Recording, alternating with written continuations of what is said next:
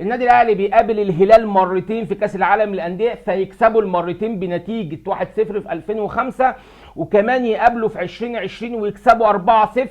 تيجي كمان تقابل الدحيل القطري على ارضه وسط جماهيره وجماهير كبيره جدا والنادي الاهلي برضه يكسب.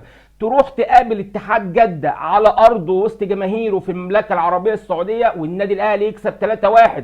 تيجي النهارده تقابل العين الاماراتي على ارضك وسط جماهيرك، والجماهير النهارده كانت حافز كبير جدا جدا للعيبه. هنتكلم فنيا، ولكن لازم نقول او لازم ندي الفرقه النهارده حقها، لان النادي الاهلي قدم مباراه كبيره جدا جدا للتاريخ.